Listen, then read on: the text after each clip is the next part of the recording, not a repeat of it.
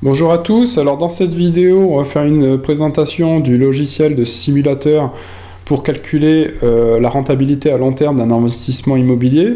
Donc vous voyez qu'il se présente sous cette forme avec différentes panneaux. Donc là vous avez un premier panneau où il faut simplement indiquer le prix d'achat.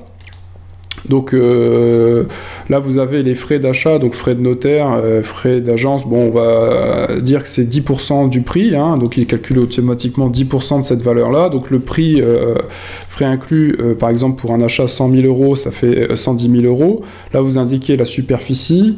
Donc le loyer, si on considère qu'actuellement on est à peu près à 12 euros du mètre carré en France, pour un 50 mètres carrés, ça fait à peu près 600 euros de loyer mensuel.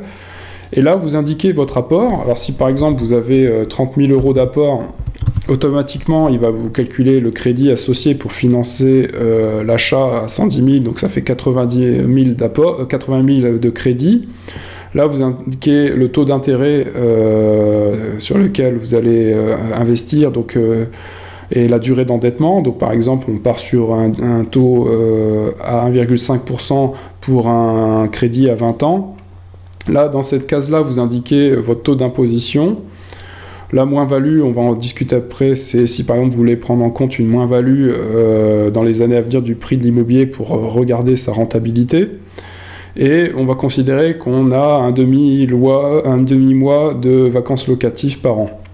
Alors ici, il va vous calculer automatiquement les traites mensuelles en tenant compte de l'amortissement, la somme totale des intérêts, les impôts annuels, le ratio traite sur loyer, et là c'est des paramètres macroéconomiques importants puisque c'est l'inflation et l'inflation immobilière, c'est-à-dire la croissance des prix immobiliers sur le long terme.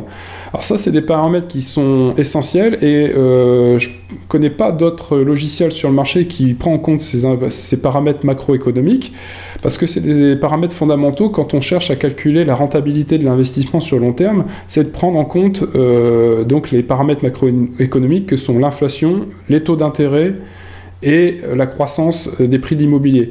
La plupart des logiciels que vous trouverez dans le commerce, ils travaillent à inflation, ils prennent même pas en compte l'inflation ou à inflation constante. Alors que on sait que chaque année les prix de l'immobilier montent, notamment en fonction de l'inflation, mais également donc des taux d'intérêt.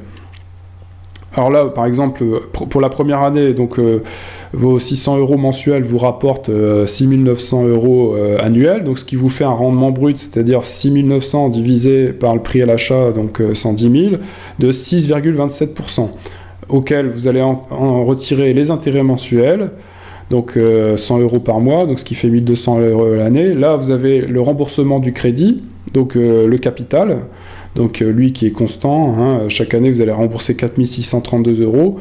Le capital amorti, c'est-à-dire ce que vous avez remboursé du capital emprunté. L'assurance de prêt, donc là on considère 0,25% du montant du crédit.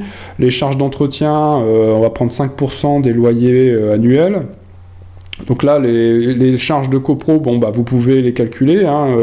Donc si par exemple vous dites, allez, il y a 100 euros par mois de charges de copro, hop, vous mettez 100 euros annuels et puis il va vous le prendre en compte. Les frais de gérance, hein, si vous mettez votre bien en gestion dans une agence, on considère que c'est à peu près 8% des loyers mensuels. La taxe foncière, qui correspond en général à un loyer, l'assurance loyer impayé plus vacances locatives qui est à peu près de 4%. Donc si vous enlevez toutes les charges, le loyer annuel net de charge il est plus de 443, donc vous voyez, on débarre avec des revenus locatifs de 6 900 et à la fin on se retrouve avec 453, mais c'est pas fini. Donc on est à un rendement net de 0,41%. Et si ensuite on considère les impôts, alors ça dépend si vous êtes en location nue ou en location meublée, hein, donc là vous avez les deux.